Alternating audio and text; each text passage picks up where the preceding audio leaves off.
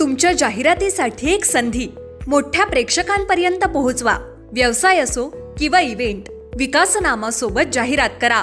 स्क्रीनवरील नंबरवर आजच संपर्क करा. विकासनामा, तुमचा आवाज, तुमची जाहिरात. तसंच विकासनामाला सबस्क्राईब करा आणि अपडेटेड रहा. नमस्कार, मी विकास मिरगणे. विकासनामा डिजिटल प्लॅटफॉर्म मध्ये आपलं सर्वांचं स्वागत. चर्चा करतोय कर्जतच्या राजकारणासंदर्भामध्ये. रायगड जिल्हा परिषदेमध्ये अखेर शिंदे गटाला, भाजपाला, अजित पवारांची राष्ट्रवादी काँग्रेस आली.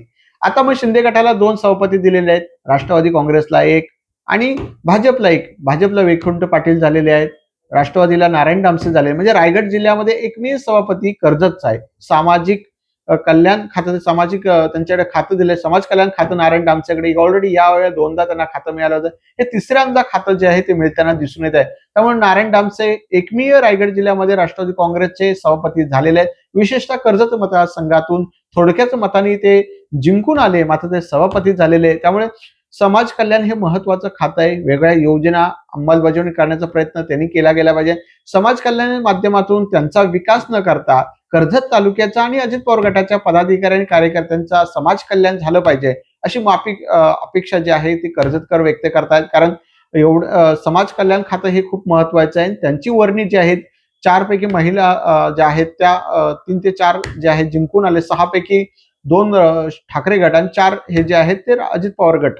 अशा वेगळे कर्जतचं राजकारण होतं. त्यामुळे 3 महिला होत्या, एक नारायण डामसे केवळ एकमेव पुरुष होते. त्यामुळे ती संधी त्यांना मिळाली गेली. त्यामुळे नारायण डामसे एक काम करणारा नेता आहे, आदिवासी नेता आहे. त्यांनी स्वतःला कर्तृत्व सिद्ध केलं या त्या काळामध्ये. कदाचित भविष्यामध्ये त्यांना एक काही संधी मिळू शकते कर्जतच्या राजकारणामध्ये, रायगड जिल्ह्याचं एक स्वतंत्र नेतृत्व निर्माण करण्याचं.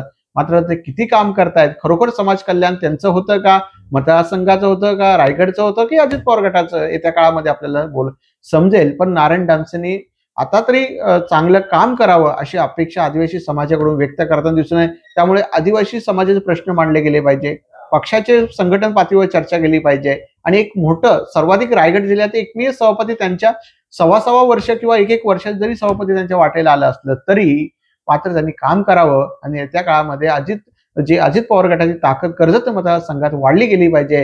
कारण त्यांनी काम केलं तर सुधाकरांना भविष्यात फायदा होऊ शकतो आणि पुढच्या वेळेला आमदारकीला ज्यावेळेस सुधाकर उभा राहतील त्यावेळेला ग्रामीण भागामध्ये संघटना पातळीवर त्याचा फायदा होऊ शकतो. कारण निवडणुकीला साधारणपणे 4 वर्ष बाकी आहेत, सध्या 1 वर्ष झालेलं आहे. त्यामुळे 4 वर्षामध्ये 1.25 वर्ष जरी मिळालं असलं तरी संघटना पातळीवर काम करणं 1 वर्ष हे सुद्धा खूप महत्वाचं आहे. कारण रायगड जिल्हा परिषद ही खूप महत्वाची आहे आणि रायगड जिल्हा परिषद सभापती हे सुद्धा खूप महत्वाचं आहे. याच अनुषंगाने डामसेंनी आता तरी काम करावं, एवढं मात्र नक्की. धन्यवाद.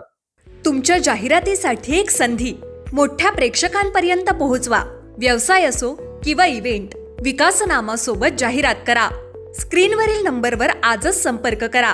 विकासनामा, तुमचा आवाज, तुमची जाहिरात.